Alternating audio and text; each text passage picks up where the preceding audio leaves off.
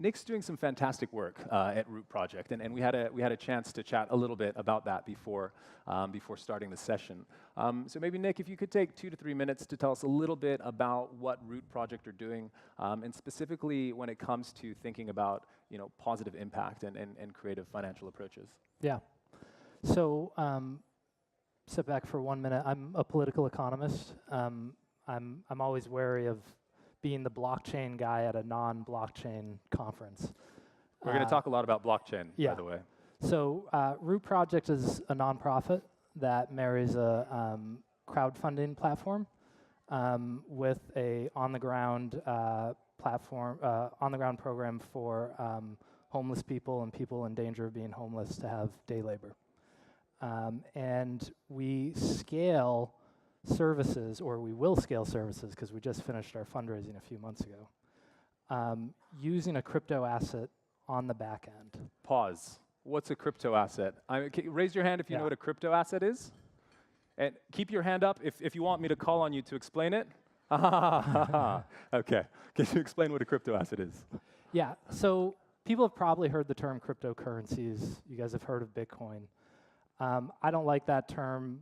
I think most people in the space at this point are a little sick of it because these things aren't currencies. They're assets. They rely on blockchain because they take on tremendous economic value. So it's just a digital measure of value that enough people believe in that it takes on real-world value. So you can cash out Bitcoin, cash out Ethereum, other large crypto assets for a lot of money. But if we talk about crypto, I mean, is that not just how a pyramid scheme is built? You have kind of people who believe in something, not much exists. I mean, or is it more than that? Well, sometimes the conversation goes down to, really what is value, right? In this case, there's a lot of direct real-world uses, cross-border payments. They're vastly more efficient than what we have in today's financial system. But the big thing that cryptocurrencies have brought has been this world of blockchain. And you guys have probably heard the phrase Web 1.0, Web 2.0, Web 3.0. 2.0 was when the web went from fundamentally immobile to mobile and social driven. And I like to sort of get people excited about where we are with Web 3.0 right now by kind of casting people's minds back to when they first put cameras on cell phones. When you guys first got a cell phone that had a camera on it, did you really think much would come of it? And it was kind of funny. You'd be at a party, you'd take photos of your friends doing stupid stuff, and that was about it. Cut to 5 years later, and the political cost of state violence has dramatically increased because the ability to document it is ubiquitous, right? That's the Arab Spring. That's a lot of Black Lives Matter. That's fundamental impact that has come from technological change. And it happened in an incredibly short amount of time and shook regimes that have been in place for 40 years. And that's going from Web 1.0 to Web 2.0. Yep. Now, what about Web 2.0 to Web 3.0? So Web 3.0 is fundamentally decentralized. Instead of companies that have large databases and platforms, you have decentralized networks of computers that are running a protocol that nobody controls and that allow for disintermediated interaction. So if I send you Ether over the blockchain, nobody is approving that. That's a protocol that governs that, yes, this is actually true, and there's been no approval process, which is economically costly. So how does that get applied then to creating positive impact? I mean, you hear about people kind of looking at supply chains, right? For big kind of organizations who are working in developing economies, work with smallholder farmers, or in the mining space, companies like Fairphone, who are really looking to kind of diligence and kind of create kind of fair trade products. Does it apply? It's more than just a currency, right? Right. Yeah, so the answer is on a deeply systemic level. So that means that we're not tinkering just with one or two things. Supply chains is a great use case. But just like going from Web 1.0, where you went from fundamentally immobile internet technology to fundamentally mobile, What blockchain is a technological system where you go from records that are fundamentally hackable to records that are fundamentally unhackable. They take more computational power than what exists in order to hack a blockchain. That's why Bitcoin can be worth hundreds of billions of dollars and nobody has ever been able to hack it. In a 10-second example, what do you mean from hackable to unhackable? So a blockchain is a system that just distributes the same file over thousands of computers. And so if you wanted to hack that, and then there's just a consensus algorithm that says the version that 51% of these computers say is real is the real file. And so to hack that, you got to hack thousands of computers. You got to hack 51% of the computers in the network, which if you design the system right, is genuinely impossible. So this is that concept of distributed ledger, and that's why everyone's so excited about blockchain and its applications. Yeah. What if we shift a little bit? I mean, you guys are doing some fantastic research right now, so I'd love to hear a little bit about the research. But what are the implications of blockchain and its application to actually how funds are raised and how funds are deployed in the impact and investment space? Yeah. So Mike's bringing up my research group we're rolling out our first report called Understanding the New Paradigm of Liquid Venture Capital. And that's coming in the next few weeks.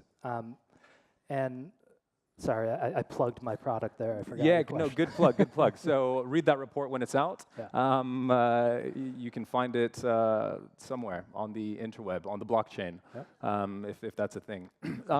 But no. So this is about your new report and how. So if anyone was here for the last section on impact investment, there was some talk about this kind of gap of funding, and we need blended finance and blended funding. And one of the things that kind of causes that gap is that people's capital goes into amazing projects that can change the world, but if it goes in as equity, it's locked there 5 years, 10 years, 15 plus years.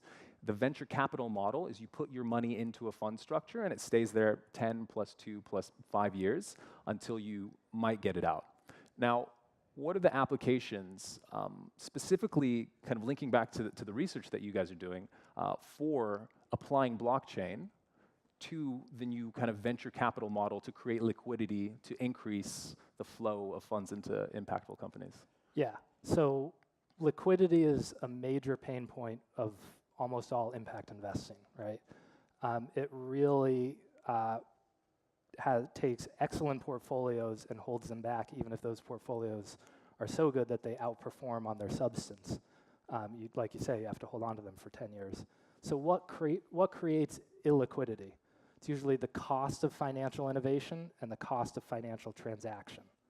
And here's what's really exciting about what's going on right now, is that the cost of financial innovation, the cost of financial transaction has gone from extremely high to basically zero.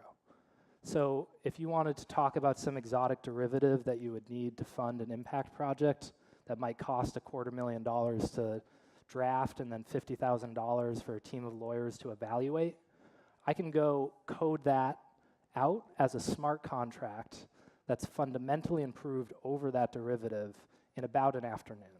Okay, wow, which is much more effective than, I mean, we hear that blockchain, so for Bitcoin as a cryptocurrency, the energy usage is more than the majority of the kind of countries on this planet. We're at ChangeNOW, we're thinking not just about kind of innovations in finance to create positive social impact, but also what are the environmental kind of impacts of this. And we hear about blockchain for X, for Y, for Z, blockchain kind of applied to everything. I mean, blockchain can't be applied to everything, right? And surely, if it's so expensive to kind of implement, then we're going to be destroying the environment if we use blockchain for everything. But can you touch on that a little bit? Yeah, so you guys might have read about some of the environmental consequences of Bitcoin, and they are really bad. That all rests on a very inefficient algorithm. It's literally the first algorithm that Satoshi Nakamoto proposed, the mythical creator of Bitcoin, more than a decade ago. And that's called proof of work. And that's basically, at this point, antiquated. There are other cryptocurrencies that employ it, but there's another set of consensus algorithms called proof of stake that just require the computer participants to put a little bit of value, sort of skin in the game, to say that we're not going to be a bad actor. And those algorithms, again, prove that you can't hack these systems if they're designed correctly, and there is not remotely the same energy cost. So if we're talking about blockchain and energy usage, blockchain one of the things it's really good at is facilitating micropayments. Mm-hmm. So if you and I live in the same neighborhood, or maybe if our grandkids live in the same neighborhood, the energy grid that they'll have is not going to be taking energy from a central power plant.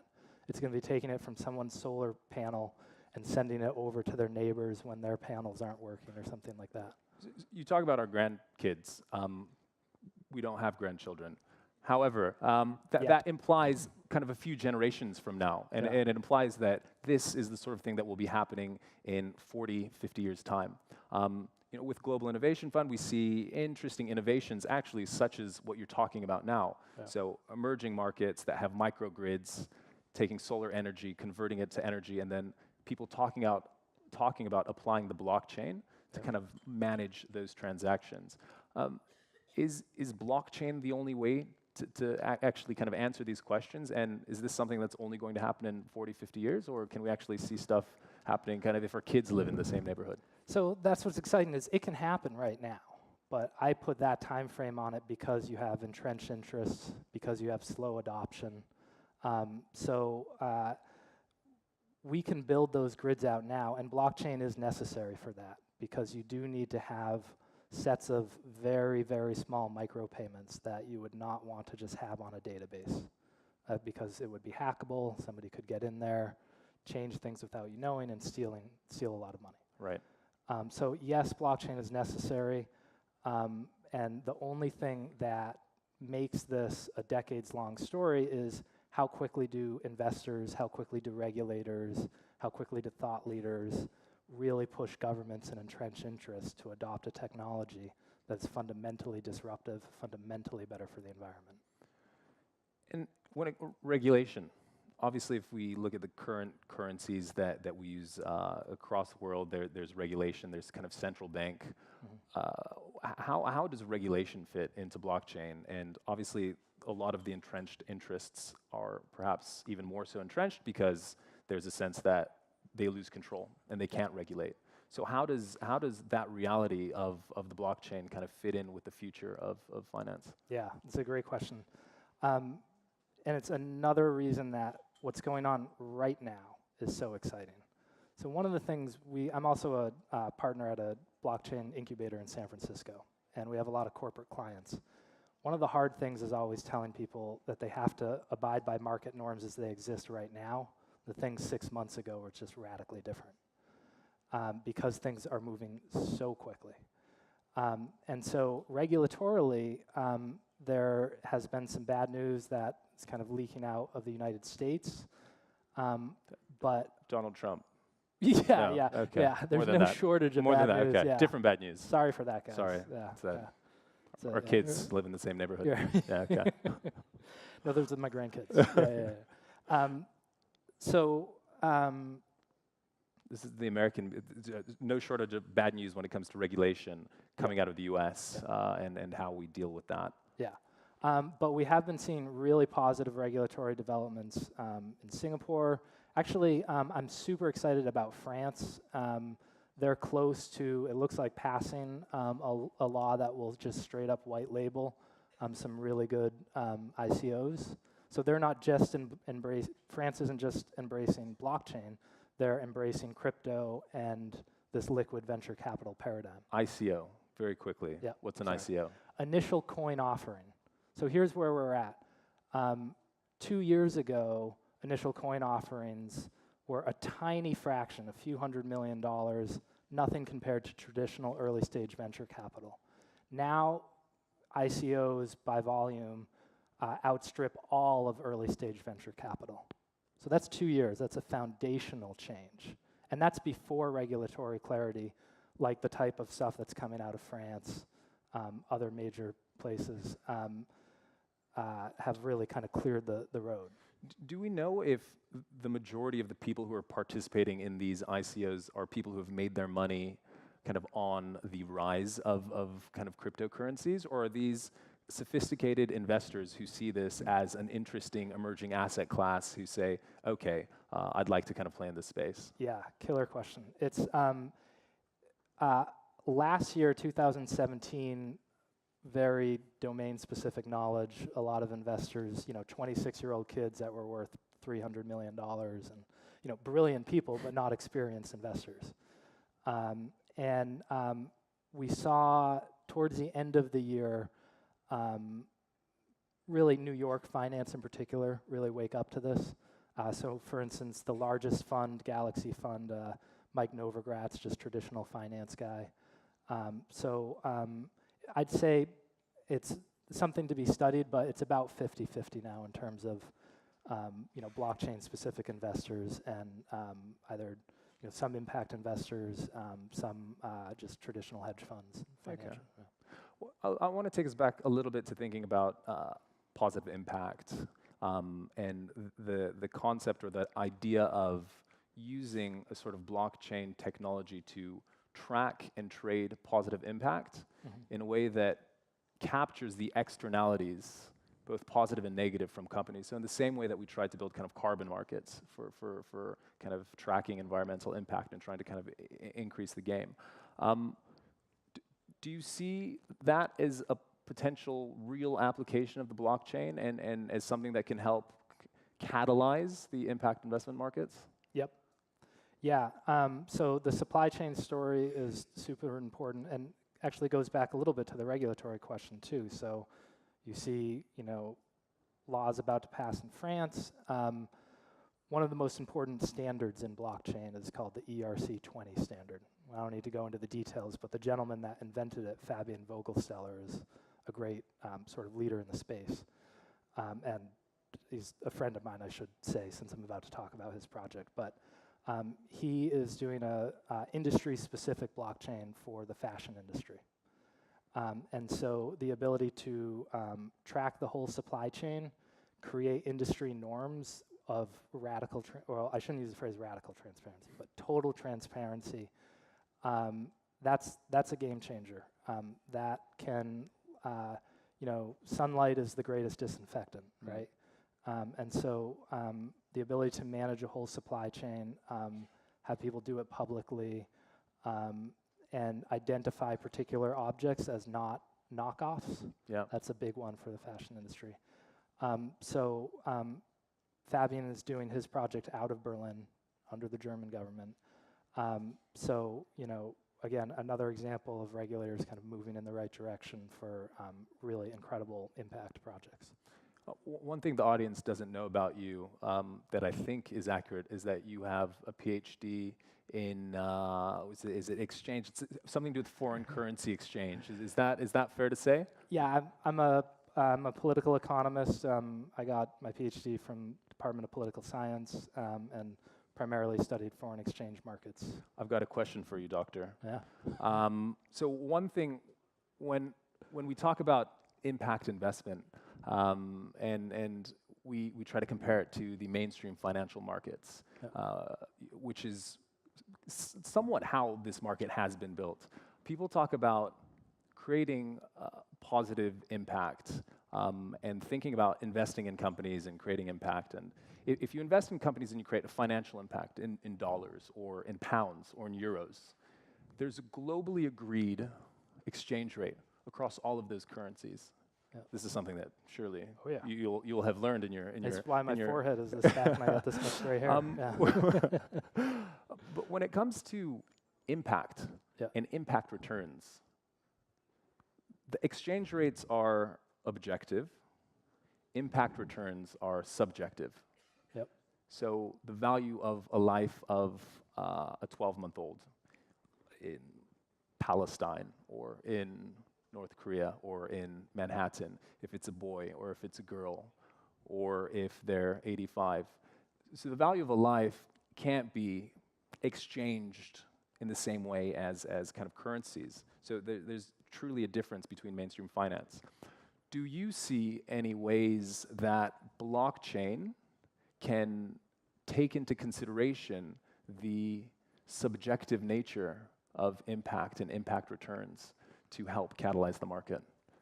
Yeah, that's a good question. I didn't think we were going to get that deep, man. That's I solid. didn't tell you I was going to ask you that question. No, the answer is yes. Yeah, in 30 seconds. All right. Oh, time's up. Not yet. So We've got 20 the answer seconds. is universal identity standards. Okay. On the blockchain, Unhackable. So a gentleman by the name of Ahmad Mustaq, formerly the CIO of Capricorn Ventures in London, actually. Brilliant guy. Working on universal identity solution that provides a whole host of sort of valuation, direct investment in individuals, disintermediation of peer-to-peer contact. That is, frankly, it took me about 6 months to really come around to it.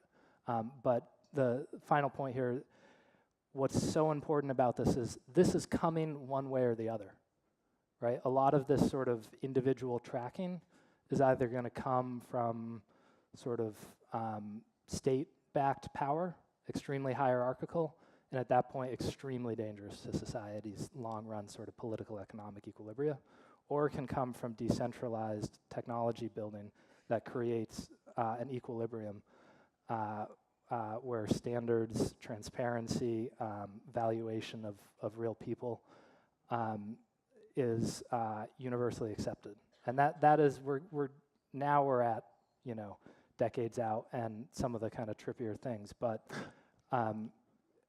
what's exciting about getting into blockchain right now as impact investors is that this is an arms race. Technology builds out institutional capacity, and it's either going to be the pro-democratic actors that get it first or the anti-democratic actors that do. You've heard it from... So come help. Yes, you've heard it from Nicolas Judge. Come help, and join me in thanking him for his insights.